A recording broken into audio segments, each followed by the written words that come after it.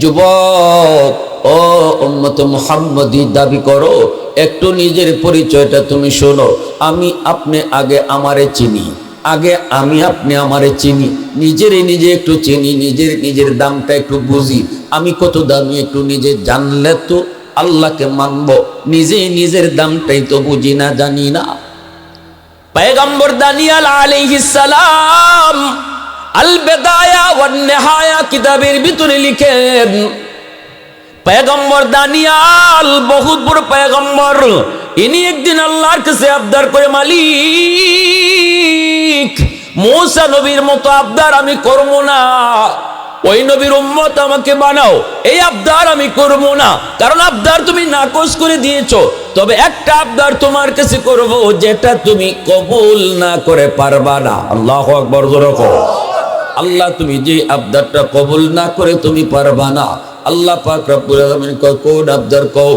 পয়গম্বর দানিয়েল বলে, মালিক আমাকে ওই নবীর উম্মত বানাইতে আমি কই না, তবে ওই নবীর কোন উম্মতের হাতে তুমি আমারে কাফন দাফন করাইও। আমার ইন্তেকালের পরে আমার লাশটারে তুমি হেফাজত করে রাখো, আমার ইন্তেকালের পর আমার লাশটারে তুমি হেফাজত করে রাখো, আর মুহাম্মদুর রাসূলুল্লাহর কোন উম্মতের হাতে আমার কাফন দাফন জানাজা পড়ে, এতে আমি নিজের ধন্য মনে করি গো মালিক। আল্লাহ পাক কয়, যাও তোমার এই আবদার আমি কবুল করেছি। আমার আপনার নবীর আল্লাহ পাক এই খবর জানানো মাত্রই নবীজি সাহাবায়ে কেরামদেরকে জানায় দিলেন, সাহাবীরা শুনো, পয়গম্বর দানিয়েলের আবদার আল্লাহ পাক কবুল করে নিয়েছেন, আর পয়গম্বর দানিয়েল আলাইহিস সালামের লাশটাকে আল্লাহ পাক হেফাজত করে রাখবেন। রাসূল কার দ্বারা পয়গম্বরের লাশ দাফন কাফন হবে নাম বলেন নাই, কিন্তু কথাটা আমার মনে ছিল, আমি যে খোঁজা শুরু করলাম। আল্লাহু আকবার, জোরে কও। খাস কামরার ভিতরে ঢুইকা দেখি একটা কফিন। কথা কেন? একটা কফিন, কফিনের পাশে একজন বৃদ্ধ মানুষ, চুলদারি সাদা, চামড়াটা ঢিলা হইয়া চোখটা পর্যন্ত যেন ঘুরে গেছে, চোখটা ঠিক মতো দেখা যায় না। ওই মুরব্বী মানুষকে দেখে সালাম দিয়ে আমি বলতেছি, মান হাদা, এই কফিনটা কার? তখন মুরব্বী বলতেছে, হাদা পয়গম্বর দানিয়েল, এই কফিনটা হলো পয়গম্বর দানিয়েল আলাইহিস সালামের। আবু মুসা আশআরী রাদিয়াল্লাহু তাআলা আনহু বলেন, আমি জীবনে এত খুশি হই নাই যখনই শুনেছি এই কফিনটা হলো পয়গম্বর। যদি দেরি করো তাহলে মানুষের ভিড় জমাবে, যদি দেরি করো তাহলে শিরিক বিদআতের ভয় রয়েছে, মানুষের সাজদা করা শুরু করে দিতে পারে, বিদআত হয়ে যেতে পারে। অতএব দেরি করবা না, কারণ শিরিক বিদআতের ক্ষেত্রে হযরত ওমর ছিলেন খুব কঠিন, ঠিক কি না? কি জাত কঠিন! আল্লাহর ঘরখানায় কাবা, হজরে আসওয়াদে হযরত ওমর চুমা দেয়, তখনই হযরত ওমর চুমা দেয়, কয়, এরে পাথর, তোর তো কোনো দাম নাই, তোর কি দাম? তোরে চুমা দিয়ে আমার কি হইতো? তোরে আমি কেন চুমা দিই জানোস নি? কারণ আমার নবী রহমতের নবী, আমার মাসুক, আমার মায়ার নবীরে দেখছি তোরে চুমা দিতে, তাই তোরে চুমা দিতেছি। আল্লাহু আকবার, জোরে কও। আল্লাহু আকবার, জোরে কও। फारूक तेरा नाम से इस्लाम रहेगा, फारूक तेरा नाम से इस्लाम रहेगा, दुनिया की अदालत में तेरा नाम रहेगा, दुनिया की अदालत में तेरा नाम रहेगा, उस्मान तेरा नाम से इस्लाम रहेगा, दुनिया की सखावत में तेरा नाम रहेगा, दुनिया की सखावत में तेरा नाम रहेगा, सिद्दीक तेरा नाम से इस्लाम रहेगा, दुनिया की सदाकत में तेरा नाम रहेगा, दुनिया की सदाकत में तेरा नाम रहेगा। मुसलमाনের আওয়াজ এখন আল্লাহু আকবার, আরো জোরে এখন আল্লাহু আকবার। একজন পয়গম্বরের আবদার আল্লাহ কবুল করেছেন। তাও কিরকম আবদার? আল্লাহ ওই নবীর উম্মতের হাতে আমারে কাফন দাফন করে। সুবহানাল্লাহ। এত বড় নবীর উম্মত তুমি আমি, এত বড় নবীর উম্মত তুমি আমি। মুসা নবী তখন বলে, মালিক, ও মালিক, বুঝলাম এরা জমিনে বইসা তোমার সাথে কথা বলবে পর্দা ছাড়া। তোমার সাথে আমার জানতে মন চায় গো মালিক। আমি তো তোর পাহাড়ে এসে কথা বলি, কিন্তু ওরা কোথায় যায় কথা বলবে? কোন পাহাড়ে যাবে, কোন পর্বতে যাবে, কোথায় যায় তারা কথা বলবে? আমি তো তোর পাহাড় ছাড়া কথা বলার অনুমতি পাই না। ওরা কোন পাহাড়ে যাবে? আল্লাহ বলে, মুসা, আমার বন্ধুর উম্মত যখন আমার সাথে কথা বলতে চাইবে, কোনো পাহাড়ে আসা লাগবে না, পর্বতেও যাওয়া লাগবে না। যখনই সে নামাজে দাঁড়াবে তখনই আমার সাথে কথা শুরু হবে। এজন্যই রাসূল বলেছেন, মুসাল্লি ইউনাজি রাব্বা, মুসাল্লি ইউনাজি রাব্বা। রাসূল বলেন, নামাজি নামাজে আল্লাহর সাথে কথা কয়। নামাজি কার সাথে কথা কয়? আওয়াজ দিয়ে কোন, আরো জোরে কোন। কেমনে কথা কয় একটু শোনেন। রাসূল কয়, কেমনে নামাজি কথা কয়? আমি আপনি তো বুঝি না। আমরা নামাজ যে কোন তালে এটা তো আমিই জানি, ঠিক না? নি নিজের নামাজের নিজে খবর জানি না। নি আল্লাহর সাথে কথা শুনবো কিভাবে? কিন্তু যারা সত্যিকারের নামাজি এরা আল্লাহরে দেখতেও আল্লাহর সাথে কথাও কইতো। হযরত জুন্নুন মিসরি রাহমাতুল্লাহি আলাইহি কইন যে আল্লাহ পাক নামাজে আমারে কি জিগাইন, আমার কানে পুরা বাজে, আমি সাথে জবাব দেই। কেমনে আল্লাহ কি জিগায়? হাদিস শরীফে রাসূল বলেন, নামাজি যখনই নামাজে দাঁড়ায় সূরা ফাতিহা পড়ে, আলহামদুলিল্লাহি রাব্বিল আলামিন, আসেনি না নাই? যখনই খালি কয় আলহামদু, সমস্ত প্রশংসা, তখনই আল্লাহ পাক নামাজের জিগায়। আল্লাহ তখন নিজের পরিচয় দেন না। পরিচয় না দিয়ে আল্লাহ জিজ্ঞেস করেন, লিমানিল হাম, কার প্রশংসা শুরু করছো? সুবহানাল্লাহ। নামাজি কয় লিল্লাহ, আমি আমার আল্লাহর প্রশংসা শুরু করেছি। আল্লাহ পাক তখন আবার নামাজিরে কয়, মানিল্লাহ, কে তোমার আল্লাহ? নামাজি কয়, রব্বিল আলামিন, যিনি রব্বুল আলামিন তিনি। আল্লাহ আবার প্রশ্ন করে, মানির রব, কে তোমার রব? তখনই আল্লাহ পাক এই প্রশ্ন করা মাত্রই নামাজি কয়, আর রহমানির রহিম, যিনি রহমান, যিনি রহিম। আল্লাহ আবার প্রশ্ন করে, মানির রহমান, মানির রহিম, কে রহমান, কে রহিম? নামাজি কয়, মালিক ইয়াউমিদ্দিন, যিনি কিয়ামত দিবসের মালিক। এইবার আল্লাহ পাক আর প্রশ্ন না করে নিজের পরিচয় দিয়া দেয়। আল্লাহ পাক তখন কয়, নামাজি শুন, ও বান্দা শুন, এতক্ষণ পর্যন্ত তুমি যারে আল্লাহ বলেছ, তুমি যারে রব বলেছ, তুমি যারে রহমান রহিম বলেছ, যার সাথে তুমি এতক্ষণ কথা বলতেছ, আমি তোমার আল্লাহ, আমি তোমার রব, আমি তোমার রহমান। তখনই নামাজি খুশি হয়ে যায়, খুশি হয়ে কয়, মালিক, তুমি বুঝি আমার আল্লাহ, তুমি বুঝি রব, তুমি বুঝি রহমান? কয় হ্যাঁ। এইবার আল্লাহ পাককে নামাজি কয়, ইয়্যাকা না'বুদু ওয়া ইয়্যাকা নাস্তাঈন। আল্লাহ, তাহলে তুমি শোনো, আমি তোমারই ইবাদত করি, একমাত্র তোমারই কাছে সাহায্য চাই। এতক্ষণ খালি তিনি তিনি কইছে, থার্ড পারসনে কথা কইছে, কারণ আল্লাহ নিজের পরিচয় আল্লাহ দেন না। এজন্য নামাজিও কয় খালি কই তিনি, খালি কই তিনি, খালি কই তিনি। যখনই আল্লাহ কয় আমি, তখনই নামাজি কয় তোমারই ইবাদত করি, তোমারই কাছে সাহায্য চাই। সম্বোধন ঘুরে গেল, নামাজের ভিতরে সম্বোধনের শব্দ পাল্টে গেল। এতক্ষণ ছিল থার্ড পারসন, এখন চলে এসেছে সেকেন্ড পারসন। যেই মাত্র আল্লাহ কয়, বান্দা তুই আমারই কাছে চাও, কয় হ মালিক, তোমারই কাছে আমি যা চাই চাই। আল্লাহ তখনই কয়, কি চাইবি তুই ক, যা চাইবি তোরে তা দিমু, যা চাইবি তুই তা পাবি। তখনই নামাজি কি চায়, কয় না মালিক আমারে তুমি ঢাকা শহরে বাড়ি দাও, কয় না আমারে 10টা সন্তান দাও, কয় না আমারে সন্তানটি বিদেশ পাঠাও, কয় না আমারে চেয়ারম্যান বানাও, কয় না এমপি বানাও। তখন সবচেয়ে বড় চাওয়াটা আল্লাহর কাছে চায়, কারণ আল্লাহ তার সুযোগ দিয়েছে, চাইবি যা পাইবি তা। নামাজি কই ইহদিনাস সিরাতাল মুস্তাকিম, আল্লাহ তুমি আমারে জান্নাতে যাওয়ার রাস্তা দেখায় দাও। ওয়াহদাত কি হিফাজত নেহি বেকুওত বাজু, वहदत की हिफाजत नहीं बेकुव्वत बाजू, आती नहीं कुछ कमी हक ले खुदा दाद, आती नहीं कुछ कमी हक ले खुदा दाद। ऐ मर्द खुदा तुझको कुव्वत नहीं हासिल, जा बैठ किसी गारे में अल्लाह को कर याद, जा बैठ किसी गारे में अल्लाह को कर याद। ये सच है कि बातिल की तरफदार नहीं हम, गद्दार न समझो हमें गद्दार नहीं हम।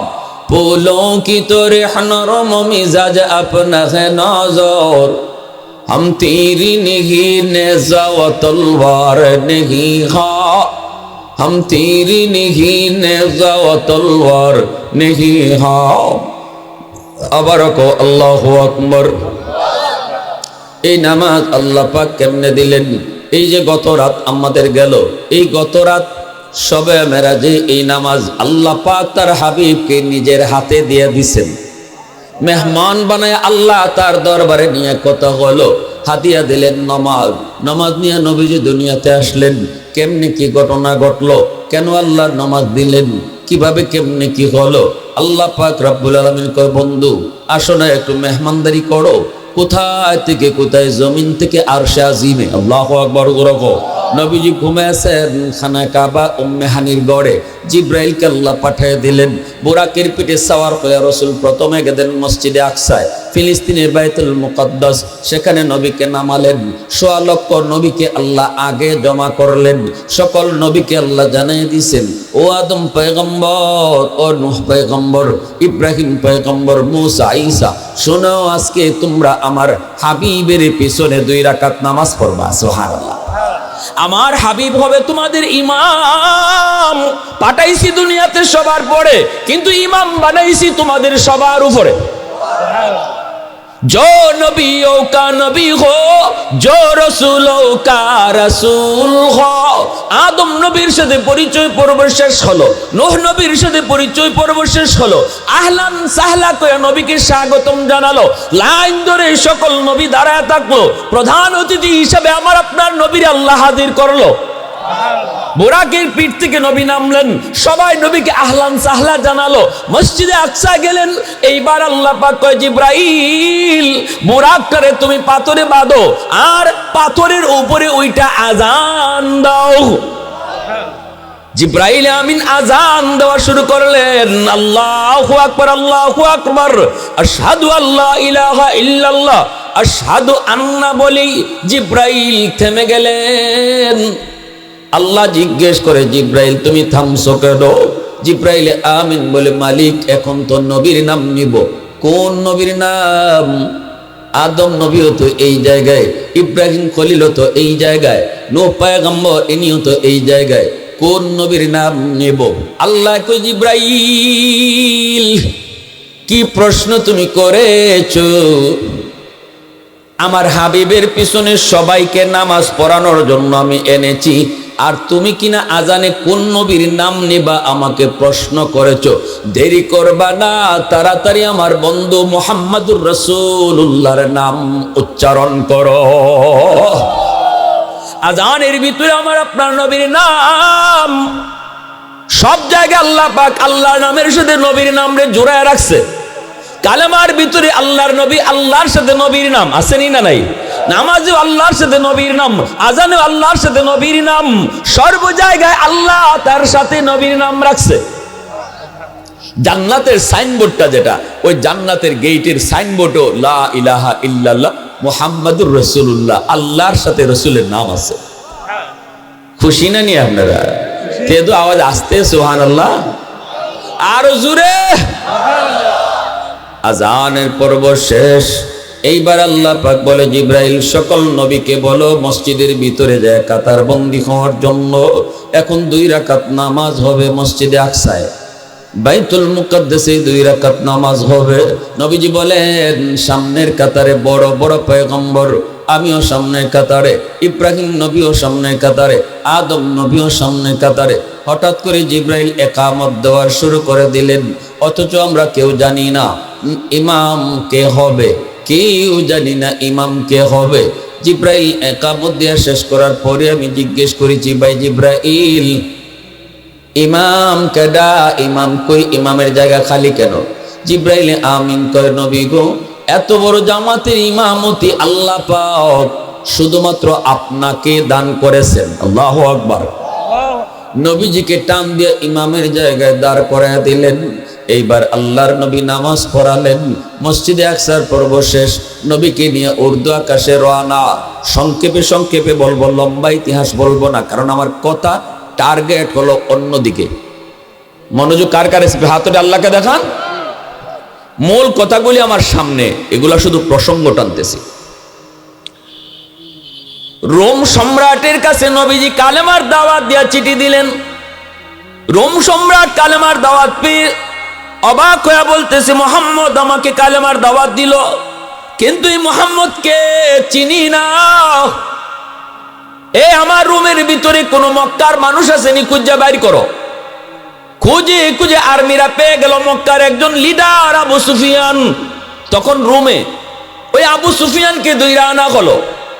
রাজ দরবারে আইনা রোম সম্রাট জিজ্ঞেস করে, বাড়ি কই? কয় বাড়ি মক্কায়। মুহাম্মদ রে চিনোনি? কয় হ চিনি। মুহাম্মদ ভালো না খারাপ? এখন আবু সুফিয়ান পড়ছে বিপদ। কেমনে বালা কয়, কেমনে খারাপ কয়? ভালো কইলেও বিপদ কইব, ভালো হলে তুমি তার ধর্ম মানো না কেন? আর যদি কয় খারাপ, তাহলে ডাহা মিশা কথা। যে মানুষটার ফার তলা থেকে নিয়ে মাথা পর্যন্ত শুধু ভালো আর ভালো, এই মানুষটারে কেমনে আমি খারাপ কই? আগের যুগের কাফিররাও মিশা কথা কইতে একটু নিজের বিবেকে বাধ্য, আর আমাদের যুগের হাজী সাহেব হইল মিশা কথা সকাল বিকাল না কইলে বাত হজম হয় না। আর যদি নেতা হয় তে তো হইছেই কাম। নেতা যদি হইতে তো হইছে মিশা কথার গাঠটি লইয়া ঘুরে, ঠিক না নি? নির্বাচনের আগে এলে কইব রাস্তা, এইগুলা নিয়ে আপনার টেনশন করে সোনা দিয়া বানাই দিয়ে দিব, পরে বালুও পরে না, ঠিক না? পরে বালু ভরবো দুলের কথা, মা রিলিফের মাল চুরি করে খাইলায়, গম চুরি করে খাইলায়, টিন চুরি করে খাইলায়। মমিসিং এক জায়গায় আমি ওয়াজে গেছি, এক বেটা কয় হুজুর কের গম আর টিন কন? আমাগো নেতায় টয়লেট খাইলিছে। আমি কইলাম ভাই ইডে আবার কেমনে? কয় হুজুর গমের টেকা খাইলে যদি গম খাওয়া হয়, তো টয়লেটের টেকা খাইলে টয়লেট খাওয়া হয় না? আমরা গরিবের 10টা টয়লেটের টেকাই ছিল, খাইলিছে। এমনও নেতা আছে আমাগো, ঠিক কিনা ভাই জোরে কও? দেখতে দেখতে তো হয়রান আমরা বাঙালি। ইজাত নেতা হলে টয়লেট খাওয়ান না, গম খাওয়ান না, টিন খাওয়ান না, রাস্তা খাওয়ান না, ঠিক কিনা জোরে কও? একটু পরিবর্তন দরকার আসেনি না নাই? ঠিক কিনা জোরে কও? দেখো না আল্লাহর কোরআন কি কয়, দেখো না আমার নবীর আদর্শের যুগ কি কয়। আর যত বদনাম সব টুফিদারির, যত বদনাম আছে, জঙ্গি নাটক বানানি কও আর রাজাকার বানা। রাজাকার কি খালি টুফিদারিওয়ালা আসিল? টুফিদারি সালা রাজাকার আসিল না? অভাব নাই, কিন্তু রাজাকারের চরিত্রটা আইলেই টুফিদারি। বাটফারের বাটফারও খুলতে যা দেখাইবার বদনাম সব টুফিদারির উফিতে দিছে, খালি কইছে ওই যে ওই যে ওই যে, কিন্তু ওই দিকে দিলে পরে যে বাকি 3 আঙ্গুলে তারে বাঁশ দিয়া কয় হিবায় না ইবায়, এটা বুঝে না। যখন আপনি একজনটা কইবেন ওই যে মিশা কথা কইয়া যে হুজুরের দিকে আঙ্গুল দিচ্ছেন বাকি 3 আঙ্গুলে কয় হুজুর নাবে বাটপার তো তুই, দেশ তো হুজুর রাখাইছে না, দেশ তো তোরা টাই গলা রাখাইছো, কলমের খুসায় কোটি কোটি টাকা বিদেশ পাচার কোনো আলেমে করছে না, করছো তোরা টাই গলারা। ঠিক কিনা জোরে খাও? হলমার্ক কেলেঙ্কারি বলো আর ডেস্টিনি কেলেঙ্কারি বলো, কোটি কোটি টাকা বিদেশে পাচার হয়েছে, এই তালিকা তৈরি করে দেখো, কোনো আলেমের নাম পাবা না। অনেক নাটক করেছো, জঙ্গি নাটক, অনেক নাটক করেছো উলামায়ে কেরামকে নিয়ে, শেষ পর্যন্ত সত্য প্রকাশ পেয়েছে, মিথ্যা ধ্বংস হয়েছে। নাটক বেশি দিন চলে না, দুকাবাজি বেশি দিন চলে না, এটার সময় খুব কম, সত্য প্রকাশ একদিন পায়। ঠিক কিনা ভাই, জোরে বলেন। একটা কিচ্ছা কইমো, মনোযোগ আছে আপনারা? 3 বাটফারের টাকা কেমনে কামাবে বুদ্ধি করে পায় না। একটা কয় আমি বুদ্ধি পাইছি, কয় কেমনে? কয় বড় একটা প্যান্ডেল বানাও আর সারা দেশে মাইকিং করো, 10 টাকার টিকিট কাইটা এই প্যান্ডেলে যে ঢুকবে সে আল্লাহকে দেখতে পাবে। নাউজুবিল্লাহ কয় না, সুবহানাল্লাহ কয়। 10 টাকাতে যদি আল্লাহ দেখা যায় তো কাম হইছিল। দুনিয়ার থাকতে কি আল্লাহকে দেখা সম্ভব? দুনিয়ার মানুষের চোখে আল্লাহ এই ধরনের পাওয়ারই দেন নাই যে পাওয়ারে আল্লাহকে দেখে হজম করতে পারে। জান্নাতে গেলে পরে জান্নাতীদের চোখে আল্লাহ এক্সট্রা পাওয়ার ঢুকাই দিবে, যেই পাওয়ারের কারণে আল্লাহকে দেখে সে লোড দিতে পারবে। দুনিয়াতে আল্লাহ মানুষের চোখে লোড দেয় নাই। এজন্য মুসা নবী একবার দেখতে চাইছিলেন, আল্লাহ আমি তোমাকে দেখবো। আল্লাহ বলে লান তারানি, অসম্ভব, দুনিয়ার থেকে আমাকে দেখা যায় না মুসা। এরপরে মুসা না আমি দেখতাম, না আমি দেখতাম। আল্লাহ না আমি দেখতাম, আমি যে কই দেখা যায় না তুমি বুঝো না, না গো আল্লাহ আমি দেখতাম। আল্লাহ কয় তেতুর পাহাড়ে যাও, এরিয়া সারো, তোমার কারণে মানুষের ক্ষতি যেন না হয়। মুসা নবী তুর পাহাড়ে যাচ্ছেন, গিয়া দেখেন সাপের কাতারে সাপ, বাঘের কাতারে বাঘ, হেয়ালের কাতারে হেয়াল, ফিফরার কাতারে ফিফরা, কাতার বন্দি ওই আর তুর পাহাড় ছাপতেছে। আর এক প্রাণী আরেক প্রাণী ডাকে কয় কি হইছে কি হইছে? কয় আর কইও না, মুসা নবী ফেস লাগাইছে। কি লাগাইছে? মুসা নবী পেস লাগাইছে। মুসা নবী বলে আল্লাহরে দেখবো, একটু পরে নাকি তুর পাহাড় আগুনে জ্বলবো। এজন্য আল্লাহ পুরা এলাকাকে একোয়ার করছে, কয় তোমরা দ্রুত পাহাড় ছাড়ো, তুর পাহাড় একটু পরে জ্বলবে। আমার মুসার আবদার পুরা করা লাগে না, এজন্য সব যাইতেছে। মুসা নবী এই দৃশ্য দিকে ফেরেশতাদেরকে কয় ভাই মাফ চাই ভাই, আল্লাহরে কো আমি আর দেখবার শখ নেই আমার। ফেরেশতারা কয় আর হইতো না, যা ওইবার হয়ে গেছে। পেস লাগাইবার সময় বুঝলেন না, আল্লাহ তো এতবার কইল হবে না হবে না, বুঝলেন না, এখন খালি ওয়েট এন্ড সি, দেখেন কি হয়। 70,000 নূরের পর্দা থেকে আল্লাহ একটা পর্দা শুধু সরাইছে, গোটা তুর পাহাড় আগুনে জ্বললা ছাই। আল্লাহ শুধু কইছে আগুনকে সাবধান। আমার মুসায় মহব্বতে আবেগে কইছে, অতএব আগুন আমার মুসার একটা পশম যেন না জ্বলে। তোর পাহাড় আগুনে জ্বলে সাই হলো, মুসা নবীর পশম জ্বলল না। জোরে কোন সুবহানাল্লাহ। এই 3 বাটফার কয় আল্লাহকে দেখার সুযোগ যায়। দেশের আলিম উলামা ছিল না, ধর্মীয় জ্ঞান নাই, সাধারণ ওই যে আলিম উলামা না থাকলে যা হয় আর কি, যে যেটা কয় এটাই বিশ্বাস করে। উলামায়ে কেরাম না থাকলে কে বুঝাইব যে আল্লাহকে দেখা যায় না? এই 3 বাটফার যখন এই কথা কইছে, তখন দেশের মানুষ সব হুমরি হায়া পড়ছে, সবাই টিকিট কানে, কারণ দাম তো বেশি না, মাত্র 10 টাকা। একজনে 10 টাকা দিলে তার তো এটা গায়ে লাগে না। কোটি কোটি মানুষের 10 টাকা যদি বাটফাররা পায় তখন কত টাকা হয়? বাংলাদেশেও তো লটারি এইরকমভাবেই চলে, ঠিক না? 10 টাকা টিকিটে পুরস্কার হলো 40 লাখ। তো 40 লাখ পুরস্কারের ঘোষণাটা শোনা মাত্র রিক্সাওয়ালায় রিক্সা থামাইলায়, প্যাসেঞ্জার নামায়, দেখে লাগতো না আমার 20 টাকা ভাড়া, নামো। নামে কয় টিকিটের দাম কত? 10 টাকা। পুরস্কার কত? 40 লাখ। জীবনে আর রিক্সা চালানি লাগতো না। আমারে দে একটা, আমার বউরে দে একটা, আমার হৌরিরে দে একটা। 14 গোষ্ঠীর নামে সারাদিনে 200 টাকা রিক্সা ভাড়া কামাইছি, 200 দিয়ে লটারি কিনছে। তো এইটা হইল পুরস্কারের নেশায়। মানুষ যখন দেখছে আল্লাহকে দেখার সুযোগ যায়, 10 টাকা কোনো টাকাই মনে করছে না, যে যত কটা পারছে টিকিট কিনছে। বাদশা এই খবর পাইয়া বাদশা কয় আমার লাগিও কিন। বাদশার বউ কয় আমার লাগিও না কিনো। বাদশার বউও কিনছে, সবাই কিনে নির্দিষ্ট তারিখ আল্লাহ দেখার জন্য গেছে। 3 বাটফার মাইক লইয়া বইছে, টেবিল লইয়া বইছে, হ্যাঁ, আর চেয়ার লইয়া বইছে। মানুষ হাজারে হাজারে মানুষ, টাকা টাকা। বাদশা যাই কয় রাখ, আমি যারে আগে পাঠামো সে আগে যাবে। আর বুঝিস ভালো করে, যদি আল্লাহ দেখা না যায়, আর্মি রেডি রাখছে। পুলিশ রেডি রাখছে, র্যাব রেডি রাখছে, তিনও বাটপাররা সাইজ করার জন্য। মন্ত্রীরে পাঠাইছে, আগে তুই আগে যা, জায়গা দেখ আল্লাহ আছে কিনা। মন্ত্রীকে ভিতরে ঢুকছে, ঢুকে দেখে আল্লাহর বংশও নাই। ডানে বামে সামনে পিছনে সব দিকে খুঁজে আল্লাহ নাই। হ্যাঁ, এই সময় বাইরিব, বাইরে কইব যে আল্লাহ নাই, শুরু হইব বাটপারদের উপরে বাদাম। এমনি শুনে বাটপাররা মাইকে বলতেছে, শুনেন সবাই আল্লাহ দেখতে পাবে, কিন্তু যার বাফের ঠিক নাই হে আল্লাহ দেখতে পাবে না। যেই মাত্র কইছে যার বাফের ঠিক নাই সে আল্লাহ দেখতে পাবে না, যার জন্মে ভেজাল সে আল্লাহ দেখতে পাবে না, তখনই মন্ত্রী ই আওয়াজ শুনে কয় ইন্না লিল্লাহি। এটা কি কয়? এখন যদি আমি বের হইয়া কই আল্লাহ দেখছি না, তাহলে তো পাবলিকে কইব তুমি আল্লাহ দেখবা কেমনে, তোমার বাফের নি ঠিক আছে, এটা আগে কও। এখন তো আমার জন্মের মধ্যে প্রশ্ন আইব। মন্ত্রী মনে মনে কয় যা আছে কপালো মিথ্যা চালাই দিব। সবাই আসছে, বাদশা হয়ে জিজ্ঞেস করছে কি রে আল্লাহ দেখছো? কয় স্যার যে সুন্দর আল্লাহ দেখা যায়। হাসা কইল না মিশা কইল? জোরে খাও। এবার বাদশা কয় রাখ, এখন আমি যাবো। বাদশা গিয়ে ঢুকছে, ঢুকার পরে দেখে আল্লাহ নাই। এখন বাদশা বের হবে, আর শুনে বাটপাররা কয় সবাই আল্লাহ দেখতে পাবে, এটা মাইকে কয়, কিন্তু যার জন্মে ভেজাল এ আল্লাহ দেখতে পাবে না। বাদশাহ কয় রে আমার তো জন্মে 100% ভেজাল, কারণ মন্ত্রী দেখছে আমি তো দেখলাম না। কথাটা বুঝছেন? বাদশাহ কয় তো আমার ভেজাল লাগছে জন্মে।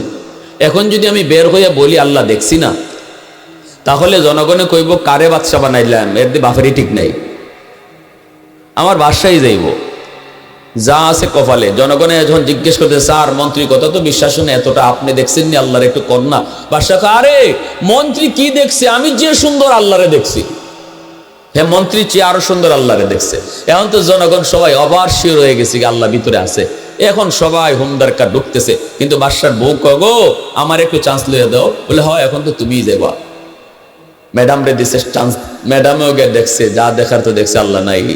ম্যাডাম বের হয়েছে, মুখটা কালো করে বাদশার হাত ধরে চলো যা হওয়ার হয়েছে যাই। গেছে রাজদরবার। মহিলা মানুষ তো কোনটি নাই, ফ্যাটের কথা বেশিক্ষণ রাখতে পারে? জোরে হন পারে না। আপনি যদি খুব গোপন কথা খুব সমাজে দ্রুত এটা সার্কুলার দিতে চান, তাহলে একজন মহিলারে কানে কানে খালি কইবেন এই কথাটা খুব গোপন, সাবধান কেউ রে কইও না। সে আরো 5 জন রে শোনাইব আর কইব তোমার দুলাবা তোমার ভাইয়ে কইছে কথাটা সাংঘাতিক গোপন, কেউ রে কইও না। এই ভাইয়ে কিন্তু দ্রুত গোপ এটা সার্কুলার হইব, ঠিক না? তো এখন দেখা যায় ওই মহিলা বাদশার বউ, সে যখন রাজদরবারে গিয়ে ঘুমাইতে যাইব, তখন বাদশার কানে কানে খালি গিয়ে ঘেঁষাঘেঁষি করে আর কইতেছে ওগো ওগো ওগো। বাদশা কয়ে ওগো ওগো করো কে? কি হইছে?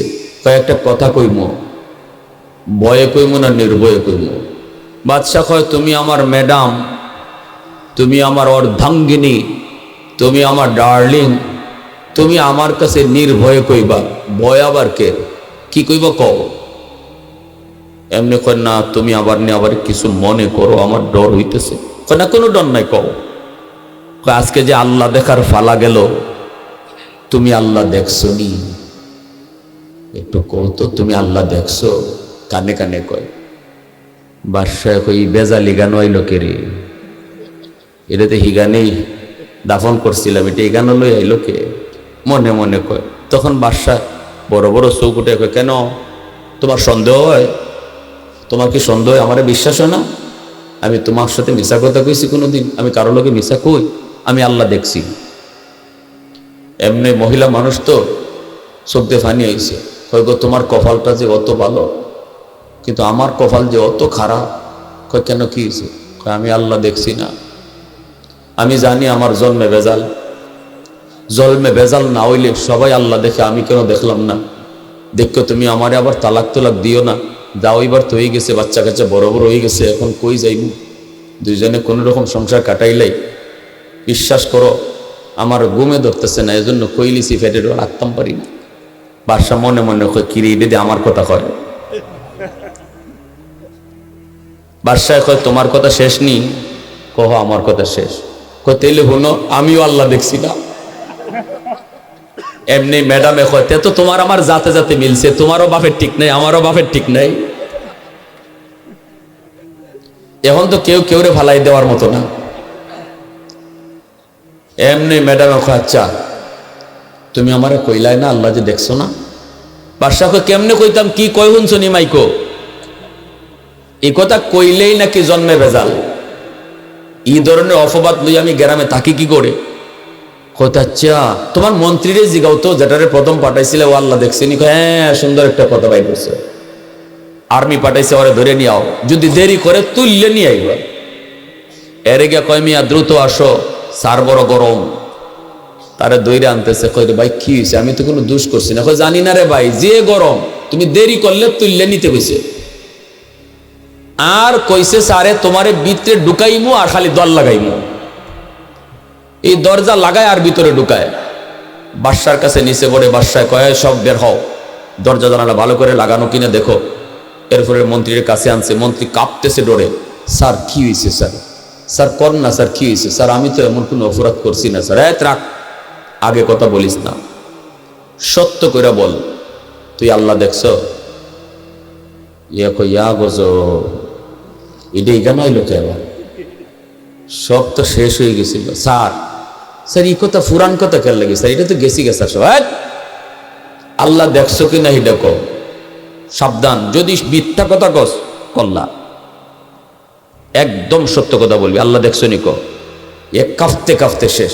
কয় স্যার আমি জীবনে মিথ্যা কথা বলছি স্যার, আমি তো আপনার সাথে কখনো মিশামাতি না স্যার, আমি আল্লাহ দেখছি স্যার। কি কয়? এখনো হাসা কথা কয় না, কি কয়? আমি আল্লাহ দেখছি স্যার, স্যার আমি মিশা মাতি না স্যার। বাদশা মনে মনে কয় এরে এমনি হইতো না, আগে আমার কথা কওয়া লাগবে। তখন বাদশা কয় তোর কপালটা তো অনেক ভালো, কারণ বাদশার তো অভিজ্ঞতা হয়েছে, বউ কোয়ার ফরেন না বাদশা কইছে, এর আগে তো কয় না। তখন বাদশা বলছে এরও আমারটা আগে কইতে হইব, নাইলে কইতো না। তখন বাদশা কইতেছে তোর কপালটা তো খুব ভালো, খুব ভালো তোর কপাল, কিন্তু আমরা দুইজনের কপাল যে এত খারাপ। কয় স্যার কি তা স্যার, কি হয়েছে? কয় কেউ রে কইস না? কয় না স্যার কইতাম না। কয় আমি আর তোর ম্যাডাম দুইজনের একজনও আল্লাহ দেখছি না। এমনি হে চোখ বড় বড় করে। কয় স্যার হাসা স্যার দেখছেন না? কয় না আমরা দেখছি না, বিশ্বাস কর। স্যার তে একটা হাসা কথা কই স্যার। কয় তে একটা হাসা কথা কই স্যার। বাদশা কয় তোরে তো আগেও কিছু হাসা কইতে কয় স্যার কসম আল্লাহর, আল্লাহরে দেখছি না। কখন কসম করে কয়। কয়টা তুই আমারে কইলি না? কই কেমনে কইতাম স্যার, কি কয় শুনছেননি? খালি যদি কই আল্লাহ দেখছি না, তাইলে বুঝি আমার জন্মে ভেজাল। এই ধরনের অপবাদ লইয়া সমাজে চলমুখী করে মন্ত্রীগিরিও আরেকবার জনগণের জুতাতে ফিটাই নামাইব, এই ডরে স্যার মিশা কথা কইছে। বাদশা কথা বুঝছি তো, ঘটনা তো বাটফাররা ওই কথাই ফেস লাগাইছে। এমনি সাথে সাথে আর্মি রেপ সব রেডি করে রাখো, দ্রুত চলো গিয়া দেখো বাটফাররা কোথায়। সব রেডি হয়ে একসাথে গিয়া দেখে ওরা বস্তার মধ্যে টেকা যাইতে খালি ঢুকাইতেছে। গিয়া ওই দরা আর ফিটা একটাও মাটিত নাই, শেষ পর্যন্ত দরাটা খাইলো। ঠিক তেমনি ভাবে আমি বলি, তুমি যত বাটফারি করছো, যতই আলেমদেরকে কালার করার চেষ্টা করেছো, ইসলামকে কালার করার চেষ্টা করেছো, সর্ব জায়গায় শুধু দোষগুলো আলেমদের মাথায় চাপাই দেওয়ার চেষ্টা করেছো। মুখ বুঝে উলামায়ে কেরাম সহ্য করেছে, সবাই সত্যটা বুঝছে, এরপরে প্রকাশ করার সাহস পায় নাই। আল্লাহ ঠিক মতো এমন টাইমে দরাটা খাওয়াইছে, সত্য বিজয় হয়েছে, মিথ্যা পরাজিত হয়েছে। আবু সুফিয়ান ডাক দিয়া কয় আমি কেমনে কইমু ভালো না খারাপ? ভালো কইলো তো বিপদ, খারাপ কইলো তো বিপদ। আবু সুফিয়ান কয় জাহাপনা, আমি আপনাকে ভালো বলবো না, খারাপও বলবো না, তবে মোহাম্মদের একটা কথা আপনাকে আমি শোনাই। এই কথাটা শুনলে পরে আপনি সিদ্ধান্ত নিবেন মোহাম্মদ ভালো না খারাপ, মোহাম্মদ সত্য কয় নাকি মিথ্যা কয়। কি কথা শোনাও? তখনই আবু সুফিয়ান কয় মোহাম্মদ কয় কোনো এক রাতের অল্প সময়ে, কোনো এক রাতের অল্প সময়ে মক্কা থেকে মসজিদে আকসা বাইতুল মুকাদ্দাস হাজার হাজার মাইল বুরাকের পিঠে সওয়ার হয়ে নাকি সফর করেছে। ওখানে নাকি সকল নবীদেরকে আল্লাহ জমা করেছে, আর তিনি নাকি ইমামতি করেছে মসজিদে আকসায়। আবার ওখান থেকে জিব্রাইল মারফতে বুরাকের উপর সওয়ার হইয়া সপ্ত আকাশ পাড়ি দিয়া সিদরাতুল মুনতাহা থেকে আবার রফরফে কইরা আল্লাহর আরশ পর্যন্ত গেল। সেখানে আল্লাহর সাথে কথা হলো, আল্লাহর পক্ষ থেকে নামাজ নিয়ে আসলো, আবার মক্কায় চলে আসলো। এত লম্বা সফর, অথচ সময় নাকি ব্যয় হয়েছে মাত্র কয়েক সেকেন্ড। জাহাপনা আপনি বলেন এমন কথা যে কয় সে হাসা কয় না মিশা কয়, এটা আপনি কোন আমি কইতাম না। লিডার দেখছেন কত বড় লিডার, চালাকি মার্কা কথা, নিজে সিদ্ধান্ত দেয় না। কিন্তু এমন এক ঘটনা এইবার রোম সম্রাটকে শুনে দিল। রোম সম্রাট তো মাথায় তার হ্যাং মারলো, এটা তো হ্যাং মারারই কথা। যুক্তিতে কখনো এত লম্বা সফর অল্প সময়ের ভিতরে হবে, এটা কোনো যুক্তিবিদ কোনোদিন যুক্তি দিয়ে বুঝবেও না, মানবেও না। কারণ এটা যুক্তির বিষয় না, এটা আল্লাহর কুদরতের বিষয়। আল্লাহর কুদরত যেখানে শুরু হয় মানুষের যুক্তি সেখানে ফেল হয়। আল্লাহর কুদরত যেখানে শুরু হয় মানুষের বুদ্ধি বিবেচনা সেখানে ফেল মারে। এজন্য আল্লাহ পাক কইছে, মানুষ আমি আমার বন্ধুর একটা ঐতিহাসিক সফর তোমাদেরকে শোনাবো, কিন্তু ওই সফর শোনাইবার আগে আমি আল্লাহ তোমরা সুবহানাল্লাহ পড়াইতেছি। সুবহানাল্লাহ দিয়ে আল্লাহ সফরের কাহিনী শুরু করেছে। সুবহানাল্লাযী আসরা বিআবদিহি লাইলাম মিনাল মসজিদিল হারাম ইলাল মসজিদিল আকসা। আল্লাহ পাক রব্বুল আলামিন কয়, আমি আমার এক বান্দা আমার রাসূলকে মক্কা থেকে মসজিদে আকসায় সফর করাইছি। এই সফরটা করাইছি রাতের অল্প সময়ের ভিতরে। এ মানুষ তোমাদের এই কথাটা যুক্তিতে আসবে না, এটা তোমার বুদ্ধিতেও ধরবে না, কারণ তোমার ব্রেইনের মধ্যে এটা লোড নেওয়ার মতো না। তোমার লোড যদ্দূর এদ্দূরের বাইরে এটা, এজন্য তুমি বুঝবা না। তাই আমি তোমাকে বলতেছি, আমি ঘটনা শোনাইবার আগেই তোমরা সুবহানাল্লাহ পড়ো। আল্লাহ নিজে সুবহানাল্লাহ আমাদেরকে পড়াইয়া ঘটনা শুরু করছে। সুবহানাল্লাহ জোরে পড়ো, আরো জোরে কও না সুবহানাল্লাহ। রোম সম্রাট অবাক হয়ে গেল। রোম সম্রাট সে তো আল্লাহ বিশ্বাসী নয়, সে তুই কথা বিশ্বাস করবে কেমন করে? রোম সম্রাট কয়, হয় এটা তো হতেই পারে না, এটা কোনো যুক্তিতে ধরে না, কোনো যুক্তিতে আসেও না। এইবার দেখা যায় সম্রাটের রাজ্যের ভিতরে, এই হাউজের ভিতরে দরবারে একজন খ্রিস্টান পাদ্রী ছিল, বড় দিনদার আল্লাহওয়ালা। ওই পাদ্রী ডাক দিয়া কয়, জাহাপনা আপনি যদি আমাকে একটু সুযোগ দেন, আমি আরবি ভাইকে একটা প্রশ্ন করব। রোম সম্রাট কয়, ঠিক আছে তুমি প্রশ্ন করো। পাদ্রী কয়, যা ও আমার আরবি ভাই, বাড়ি কোথায়? কয় বাড়ি মক্কায়। মোহাম্মদ রে ভালো করে চিনছনি? কয় ভালো করে চিনছি। কয় ঠিক আছে তাহলে একটু কও তো, যে রাতের কথা ইনি বলছে মসজিদে আকসায় আসছে, মক্কা থেকে নামাজ আদায় হয়েছে, 1.25 লক্ষ নবী ছিল, ইনি ইমাম ছিল, বোরাকের পিঠে করে আইছে, এই কাহিনী যে আপনাদেরকে শোনাইছে, এই কোন রাত এটা আপনি জানেননি? রাতের কথা কইছিনি? তখনই এই আবু সুফিয়ান কয়, হ রাতের কথাটাও কইছে। কোন রাত? কয় গেল রজব মাসের 26 তারিখ দিবাগত রাত। যেই মাত্রই তারিখটা শোনাইছে, খ্রিস্টান পাদ্রী কই, জাহাপনা এটা যদি রজব মাসের 26 তারিখ দিবাগত রাতের ঘটনা হয়, তাহলে এই রাতের জ্বলন্ত সাক্ষী হলাম আমি নিজে। কারণ আমি তখনও মসজিদে আকসার খাদিম। এশার নামাজের পর প্রতিদিন আমি সব দরজা জানালা বন্ধ করে আমি বাড়িতে যাই, হুজরায় যাই। ওই দিন আমি নিয়ম মতোই সব দরজা জানালা বন্ধ করেছি, কিন্তু মেইন দরজাটা বন্ধ করতে পারি নাই। এত শক্তভাবে দরজাটা দাঁড়ায় আছি, আমি চেষ্টা করেও মসজিদে আকসার মেইন দরজা বন্ধ করতে পারলাম না। আরো মানুষজন ডাকলাম, সবাই মিলে চেষ্টা করলাম, এরপরও দরজা লাগানো সম্ভব হয় না। মনে করছি কোনো কলকব আটকে আছে, মিস্ত্রি ডাকলাম, তাও না, সম্ভব হয় না। মনে হয় যেন পাহাড় চাপা দিয়ে রাখছে দরজায়। শেষ পর্যন্ত দরজা খোলা রেখে আমি চলে এসেছি, কোনো উপায় না পেয়ে ফজরের আগে আমি দ্রুত গেলাম, যে দেখি মসজিদে আকসার সামনে বালুর উপরে অসংখ্য অগণিত মানুষের পায়ের দাগ। অথচ এত পায়ের দাগ এশার পরে ছিল না, এত মানুষের পায়ের দাগ। চতুষ্পদ একটা জন্তুর পায়ের দাগও দেখলাম, একটা রশিও লাগানো দেখলাম পাথরে। আমি বুঝে গেলাম আমি পাথরে কোনো একটা জন্তু বাঁধা ছিল, আর এই জায়গায় অসংখ্য অগণিত মানুষ আজকে রাত্রে এসেছিল। হয়তো আল্লাহর ঘর মসজিদে কোনো নামাজ আদায় হয়েছে, যার কারণে আল্লাহর কুদরতে আমি দরজা বন্ধ করতে পারি নাই। এখন দেখি গিয়া দরজা পারিনি, যা দেখি দরজাটা পানির মতো এখন লাগতেছে। আমার তো কোন একিন হয়ে গেছে আজকে রাত্রে মসজিদে আকসায় কিছু একটা ঘটছে, কিন্তু কি ঘটেছিল জানি না, জানার কোথাও না। ওই তারিখটা আমার হৃদয়ে পাথরে খোদাই করে লেখা, মরণের আগেও আমি ওই রাতের কথা বলতে পারবো না, কিন্তু কি ঘটেছিল আমি জানতাম না। আজকে আমার ওই আরবি ভাইয়ের কথা আমার বুঝ হয়ে গেছে কি সেদিন ঘটেছিল। সত্যি ওই দিন মুহাম্মাদুর রাসূলুল্লাহ এসেছিলেন আর সকল নবীকে আল্লাহ জমা করেছিলেন। বোরাকের পায়ের দাগ পেয়েছি, সোয়ালক্ষ নবীদের পায়ের দাগ পেয়েছি, দরজা লাগাতে পারি নাই কারণ রাসূল ইমামতি করবেন। অতএব এতদিন পর্যন্ত আমি ছিলাম খ্রিস্টান, এই মুহূর্তে আমি কালেমা পড়ে মুসলমান হয়ে গেলাম।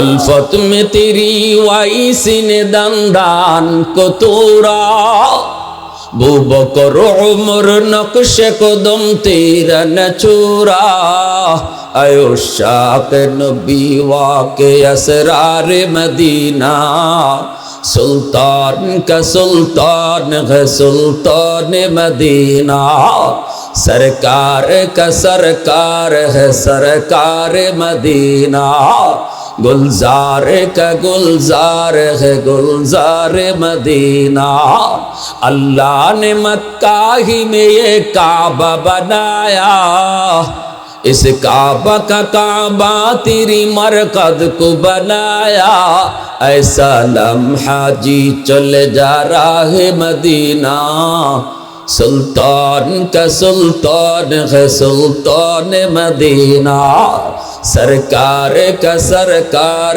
है सरकार मदीना, गुलजार का गुलजार है गुलजार मदीना। আবারও কও আল্লাহু আকবার। যুবক মুসলমানের আওয়াজ, একটু আওয়াজ দিয়া কও। তোমার মতোই ছিল শহীদ উসমান হাদি। উসমান হাদি তোমার মতোই যুবক ছিল, কলেজে পড়ুয়া, ভার্সিটিতে পড়ুয়া, ইসলামের জন্য জীবন দিছে। তুমি কি আওয়াজটাও দিতে পারবে না? তোমার সামনে তো উসমান হাদি তোমার জন্য রোল, তোমার জন্য মডেল। কলেজে পড়ো, ভার্সিটিতে পড়ো, আমাদের আপত্তি নাই। আমরা বলি না সব মাদ্রাসায় পড়ো, বলি না সব হাফেজে কোরআন হয়ে যাও, বলি না সব মুফতি সাহেব হয়ে যাও। ডাক্তার হবে কে, ইঞ্জিনিয়ার হবে কে? পড়ো তুমি কলেজে, পড়ো তুমি ভার্সিটিতে, হও তুমি ডাক্তার, হও তুমি পাইলট, কিন্তু শহীদ উসমান হাদির মতো কোরআনের সৈনিক হও। আর যদি এই পথ না ধরো, খুনি ফয়সলের পথ ধরবা। খুনি ফয়সলের পথ ধরলে পরে নিজেও কলঙ্কিত হবা, বাপ মারও কলঙ্কিত করবা। আর যদি দিলের ভিতরে আল্লাহকে রাখো, দিলের ভিতরে ইসলামকে লালন করো, শহীদ উসমান হাদির মতো হবা, নিজেও অলঙ্কিত হবা, বাপ মারও অলঙ্কিত করবা। চলে যাবা তুমি, কাঁদবে তোমার জন্য দুনিয়া। আজও শহীদ উসমান হাদির কবরে মানুষ কাঁদে। চলে গেছে কিন্তু মানুষের দিলে বসে গেছে। এজন্য বলি, দিলে লালন করো। মূল পরিচয়টা, মূল পরিচয় তুমি মুসলমানের সন্তান, এই মুসলমানিটা দিলে লালন করো। এটা তোমার মূল। মূল ঠিক রাখলে সব ঠিক, আর যে মূল হারায় সে সব হারায়। তোমাকে কলেজে পড়তে আমরা নিষেধ করি না, স্কুলে পড়তে নিষেধ করি না, ভার্সিটিতে পড়তে নিষেধ করি না। তুমি যা পারো করো, দুনিয়ার লাইনে যা আগাইতে চাও আগাও, কখনো মূল ভুলে যেও না। মুসলমানই ভুলে যাবা, সব ভুলে যাবা, পথ হারা হয়ে যাওয়া। এজন্য বলি, জীবন দেব শুধু একমাত্র কার জন্য? আর আওয়াজ আসতে কেন, জোরে বলো, কার জন্য? এখানে মাইক টালে একটা স্লোগান দেন তো, মাইক লোন। মুসলমানের আওয়াজ, আপনাদের ইমানি জজবা যদ্দূর আছে এদ্দূর আওয়াজে আপনি আল্লাহু আকবার বলবেন। শয়তান বাগত এই এলাকায় যেন কোনো শয়তান না থাকে। আওয়াজ যদি তাকবীরের আওয়াজ হয়, শয়তান ভাগে, ইমানদারের ইমান বাড়ে।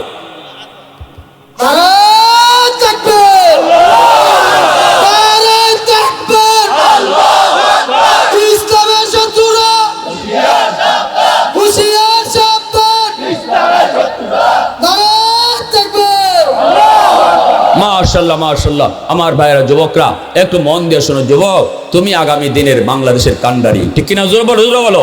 বাংলাদেশের যুবকরা কি পারে এটা সারা বিশ্ব দেখছে।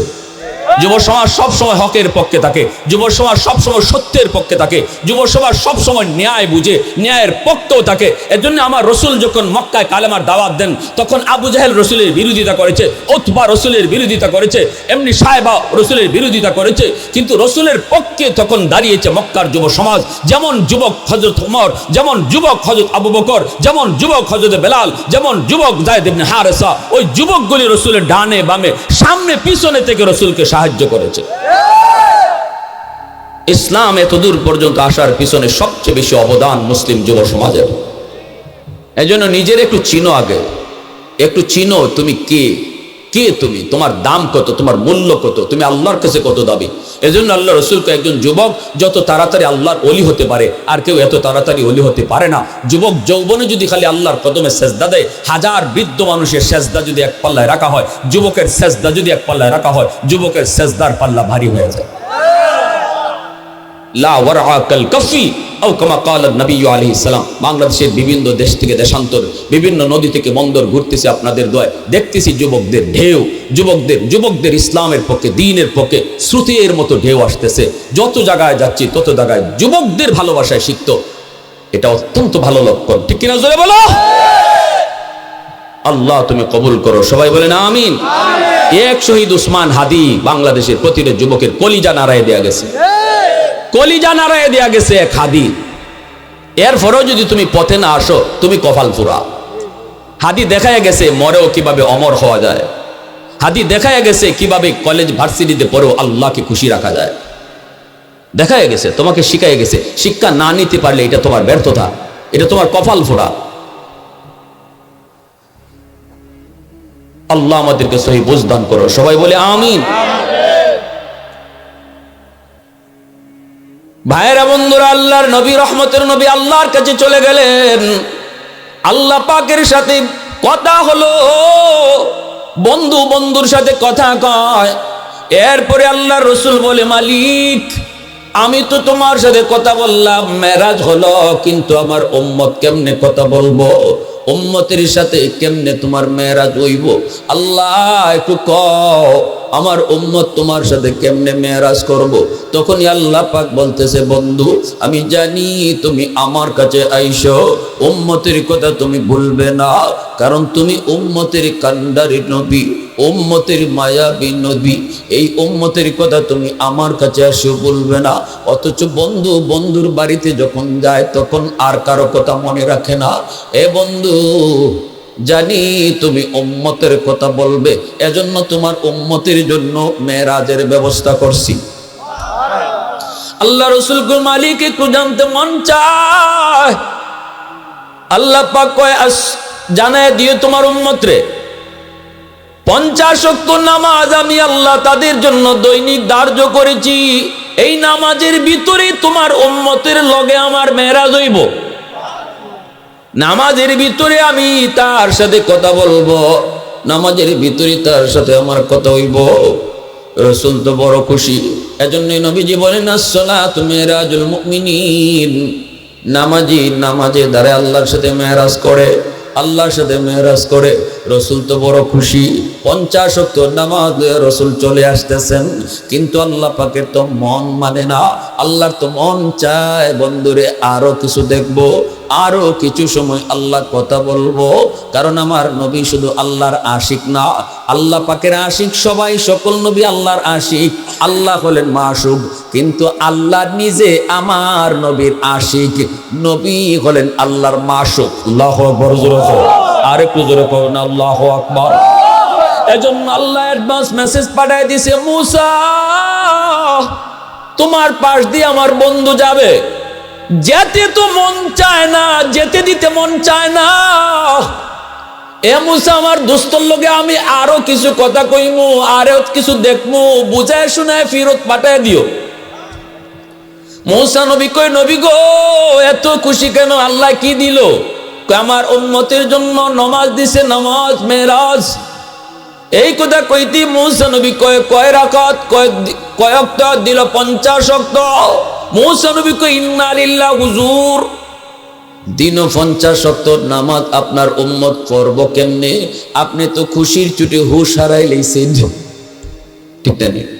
খুশি ছুটে আপনি হুশ হারায় ফেলছেন। দিনও 50 ওয়াক্ত কেমনে পড়ব গো নবী, একটু হুশ আসেনি, তাড়াতাড়ি আপনি যে কমায় আনেন। রাসূল কয় হ আমি তো এটা খেয়াল করছি না, খাইব কখন, ঘুমাইব কখন, ব্যবসা করব কখন, আমার উম্মত হায়াত পাবে গড়ে মাত্র 60 বছর, কিন্তু এইটুকু সময়ের ভিতরে দিন সারা দিন যদি তার নামাজে যায়, বউ ফালবো কেমনে, বাচ্চা কাচ্চারে খাওয়াইব কি। রাসূল আবার চলে গেলেন আল্লাহর কাছে। আসা মাত্রই আল্লাহ পাক কুদরতি মুস্কি হাসি দিয়া কয় দোস্ত কেন আসছো? রাসূল কয় মালিক বেশি হয়ে গেছে, কমায় দাও। আল্লাহ কয় দোস্ত নেও 5 ওয়াক্ত কমাইলাম। কয়ক্ত রইছে? কয়ক্ত? 45 ওয়াক্ত লিয়া রাসূল যখন আসতে যায়, আবার আল্লাহ কয় মুসা আমার বন্ধু জায়গা তো। সুবহানাল্লাহ। আমি আল্লাহর তো যেতে দিতে মন চায় না, আরো বন্ধুরে দেখবো, ফিরত পাঠিয়ে দিও। মুসা নবী কয় নবী গো 45 ওয়াক্ত অনেক বেশি, আরো কমান। নবী কয় হ্যাঁ মনে হইতেছে বেশি। তো আল্লাহর নবী আবার আসলেন। আল্লাহ কয় দুস্থ কেন আসছো? রাসূল কয় মালিক বেশি। আল্লাহ আবারও কুদরতি মুস্কি হাসি দিয়ে কয় নেও আরো 5 ওয়াক্ত কমায় দিলাম। রইল কয় ওয়াক্ত? 40 লইয়া যখন রাসূল আয় তখন আল্লাহ কয় মুসা দোস্তরে আরো দেখতাম, ফিরত পাঠায় দিও। মুসা নবী কয় নবী গো 40ও বেশি, আপনি জান আরো কমান। এইভাবে মুসা নবীর কাছে আয় আর আল্লাহ ফিরত নেওয়ায়, রাসূল আয় আর আল্লাহ নেওয়ায়, এইভাবে রাসূল 9 বার আপ ডাউন করলেন। 9 বারে 5 করে আল্লাহ 45 ওয়াক্ত কমাইলেন। রইল আর 5 ওয়াক্ত। আমার কথা হলো আল্লাহ পাক একবারেই তো 45 ওয়াক্ত কমাইতে পারতেন। 5 করে কেন কমাইলেন? কারণ হলো এই কম কম করে কমানোর কারণে আল্লাহ 9 বার বন্ধুরে দেখছে আর কথা কইছে। সুবহানাল্লাহ। জোরে খাও না মিয়া, আরো জোরে খাও না। ওয়াল্লাইলু মেঘে জুলফে মুহাম্মদ কে তারান্নুম, ওয়াল্লাইলু মেঘে জুলফে মুহাম্মদ কে তারান্নুম, والشمس में रुखसाराए अहमद के तरन्नुम, والفجر में है सुबह रिसालत की बेशारत, والعصر में है दौर नबूवत की बेशारत, हर फूल में है रूय मदीना का तबस्सुम, शाखों की लचक में बेकदा का तकल्लुम। आवाज देखो अल्लाहु আকবার।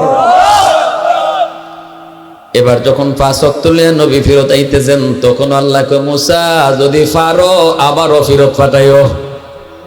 নবী কয় নবী গো 5 ওয়াক্ত বেশি, আরো কমান। রাসূল কয় মাফ চাই।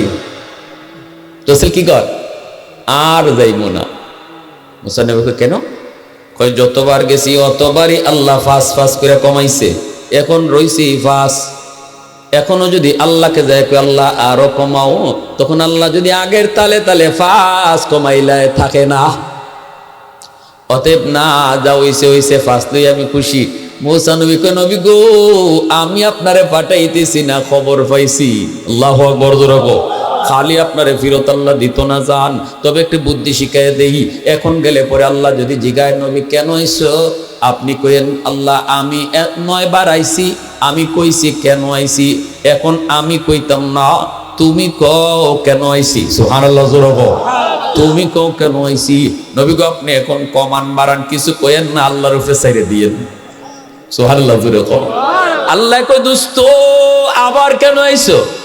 নবী খুব মুস্কি হাসি দিয়ে কয় মালিক আমি কইতাম না, তুমি কও কেন? কারণ অন্তরের খবর তো তুমি জানো, ঠিক না? অন্তরের খবর জানেন শুধুমাত্র কে? আল্লাহ। জোরে কর।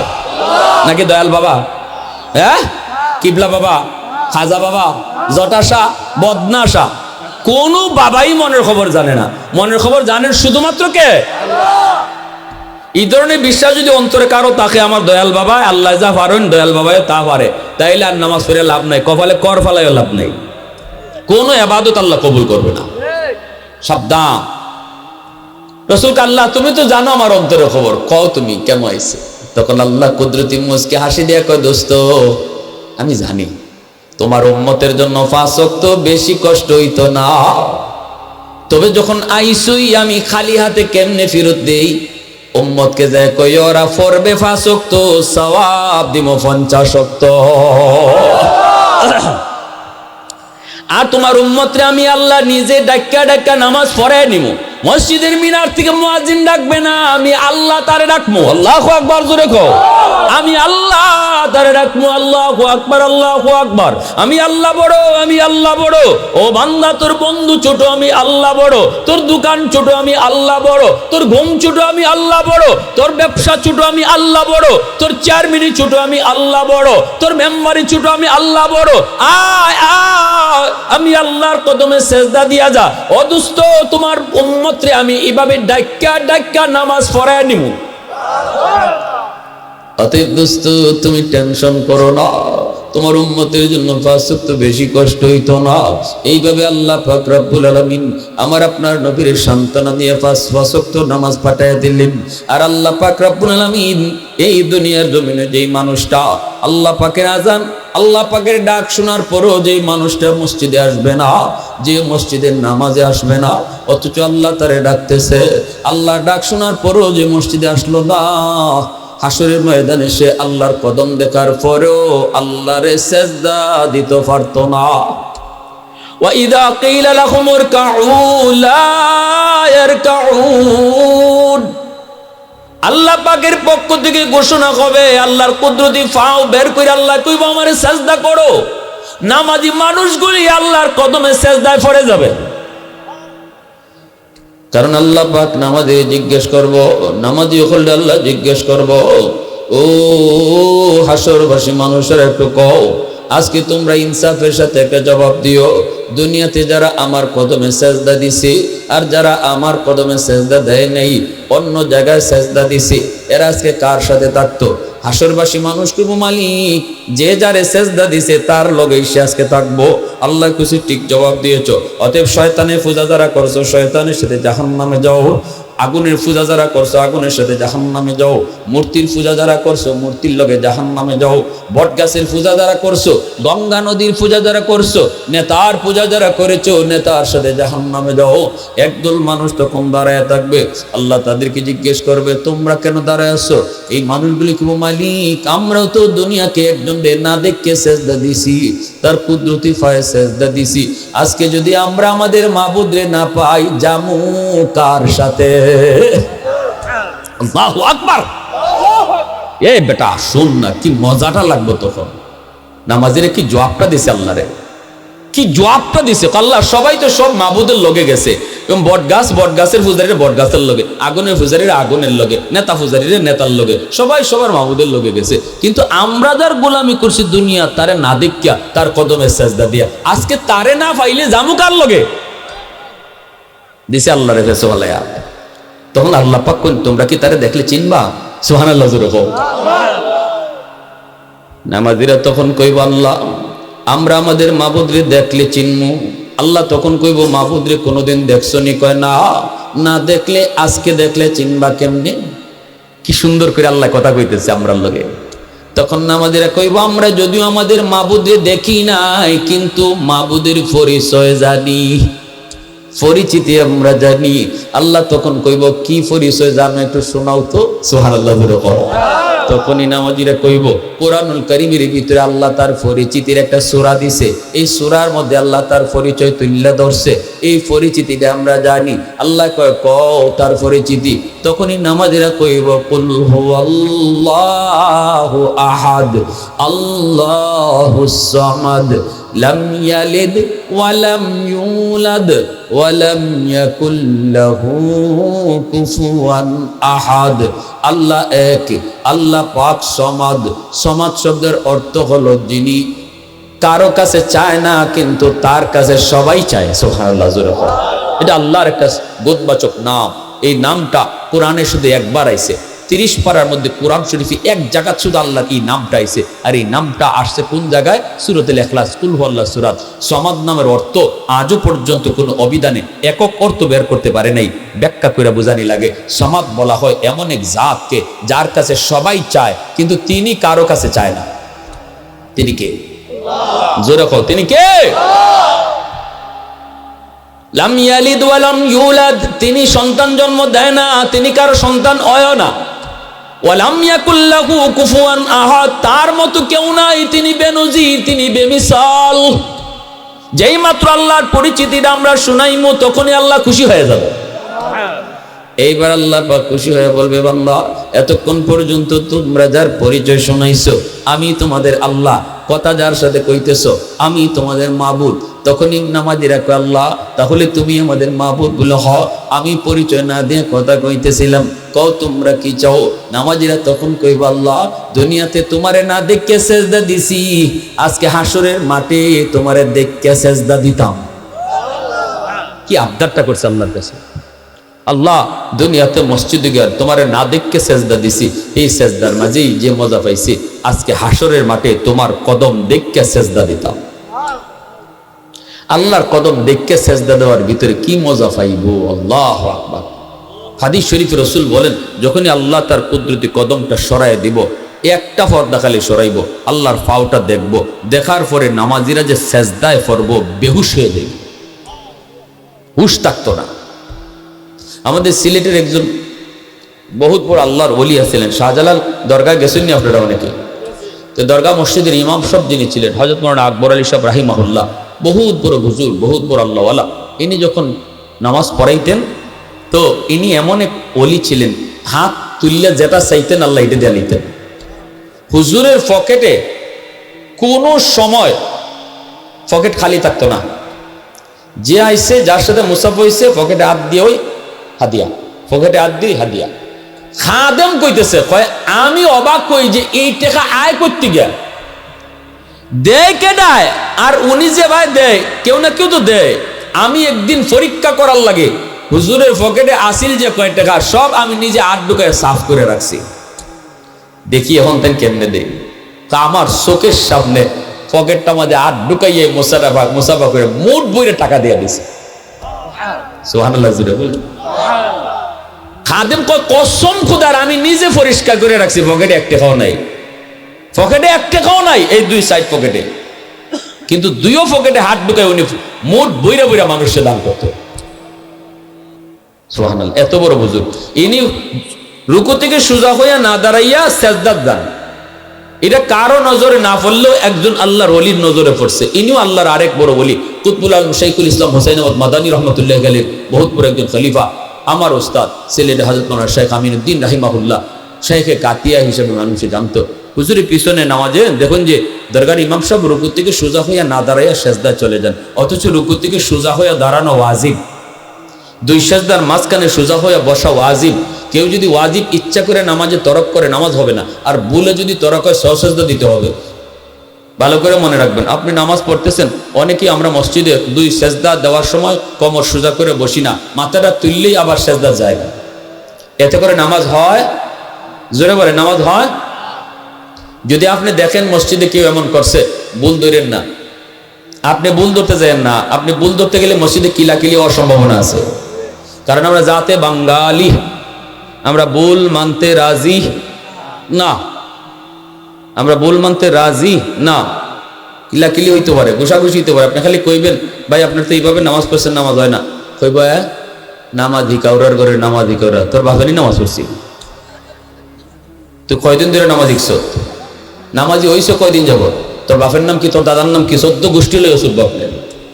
এটা এজন্য এই কথা কইবেন, এক লোকে মসজিদে নামাজও খারাইয়া মোবাইল আইসে পকেট থেকে মোবাইল বাইক করে নামাজও তাই কে কয় আমি নামাজও আসি পরে কথা কো, নামাজ হইছে নি? জোরে খাও নামাজ হইছে? আর একজন বাবা এইভাবে যে নামাজের ভিতরে মোবাইলে কথা কইছো, নামাজ তো হইছে না। দোক মিয়া 40 বছর ধরে নামাজ ইবাই পড়তেছি, আজ পর্যন্ত কোনো বাপের বেটা আমার ভুল ধরতে পারছে না। তুমি একটু বুঝি হুজুরের কাছে, চলেন হুজুরের কাছে যাই, যদি আপনি আনতে পারেন তে আনলেন, নতুবা নিজে ফোন নীতি করতে যায়েন না, নাইলে ঘুষাঘুষি হইব। যখন দরগার ইমাম সাহেব রুকু থেকে সোজা হয়ে দাঁড়ালেন না, খাতিয়ার সাহেব রাহিমাহুল্লাহ ইনি দেখিয়া হুজরার ভিতরে হামাইছেন, নামাজ শেষ হয়েছে পরে, হযরত আপনি এটা কি করলেন, আপনি তো রুকু থেকে সোজা হয়ে না দাঁড়িয়ে সেজদা চলে গেলেন। তিনি কই না দিলে এটা কি কম, আমি এমন করি? বলে জি, আল্লাহ মাফ করো। খাতিয়ার সাহেব বলতেছে আল্লাহ তো মাফ করবো, কিন্তু আপনি এমন করেন কেন, আপনি কি মাসালা জানেন না?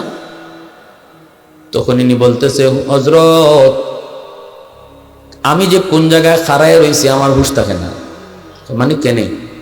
কয় আমি যখন সেজদার জায়গা তাকাই তখন দেখি আমার আল্লাহর কুদরতি ফাও দেখা যায়। সুবহান। সেজদার জায়গায় আমি আল্লাহর কুদরতি ফাও দেখি আমি হুঁশ রাখতে পারি না, আমি কোথায় দাঁড়ানো আছি, কদ্দুর উঠছি, কদ্দুর খাড়ায় রয়েছি। এজন্য বেহুশ হয়ে আমি সেজদায় তাড়াতাড়ি চলে যাই আল্লাহর কদমে সেজদা দেওয়ার জন্য। এজন্য রে যুবক, দুনিয়াতে নামাজ যদি পড়ো আল্লাহর কদম দিকে তুমি নিজের চোখে আল্লাহর কদম দিকে সেজদা দিতে পারবা, কিন্তু যদি দুনিয়াতে নামাজ না পড়ো ওই মানুষগুলির সাথে তুমিও সেজদা দিতে চাইবা হাসরের মাঠে, কিন্তু পিঠ বাঁকা হবে না। মেরুদণ্ডের হাড্ডি লোহার মতো শক্ত হয়ে দাঁড়ায় থাকবে, বিন্দু পরিমাণ পিঠ বাঁকা হয় না। চোখের পানির বদলে রক্ত ঝরবে। আল্লাহ জিজ্ঞেস করবে, বান্দা কি হয়েছে তোর, কাঁদো কেন? কইব মালিক তোমারে সেজদা দিতে পারি না। আল্লাহ পাক কইব কেন? কই পিঠ বাঁকা হয় না। তখনই আল্লাহ পাক বলবে, বান্দা দুনিয়াতে তুই পিঠ বাঁকা করছিলি নি, দুনিয়াতে তুই আমারে সেজদা দিছিলি নি, দুনিয়ায় যদি নামাজ পড়তি মসজিদের মিনার থেকে আমি আল্লাহ তোরে কত ডাকছি, এরপরে তোর বন্ধুর কাছ থেকে তোরে মসজিদে আনতে পারলাম না, খেলার আসর থেকে তোরে মসজিদে আনতে পারলাম না, তোর ঘুম ভাঙাইতে পারলাম না, আমি আল্লাহ তোরে 5 বার দিনও ডাকছে, তুই আমার ডাকে সাড়া দেস নাই। ওই দিন যদি তুই মসজিদে আয়া নামাজ পড়তি, ফিট বাঁকা করতি, দুনিয়ায় অভ্যাস থাকতো, আজকে হাসরের মাঠেও তোর ফিট বাঁকা হইতো। অতএব আজকে কান্না করে লাভ নাই।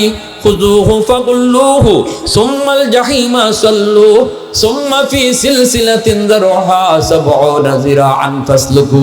আল্লাহ কইব, ওরে ধরো ৭০ গজ জিঞ্জির দিয়া বাঁধো, জাহান্নামে নিক্ষেপ করো। এজন্য বলি যুবক, হাতে ধরে বলি, পায়ে ধরে বলি যুবক, শহীদ উসমান হাদি ভার্সিটিতে পড়েও যদি নামাজ বলতে না পারলো, তুমি কেন নামাজ ভুইলা গেছো? তোমারে কে নামাজ থেকে ভুলাই দিল? গত এই যে রাত গেল, এই রাত গেল রজব মাসের রজবের রাত, এই রাত গেল শবে মেরাজের রাত। এই রাতে আল্লাহর রাসূল তোমার জন্য আমার জন্য মুক্তির সনদ নামাজ নিয়ে হাজির হয়েছিলেন। অতএব আজকে রাত্রে আমরা ওয়াদা করি জীবনে আর কোনোদিন নামাজ ছাড়বো না। কারা কারা হাত উঠে আল্লাহকে দেখা? আল্লাহ তুমি কবুল করো। সবাই কোন আমিন, আরো জোরে কোন আমিন। মুসাফির হিসাবে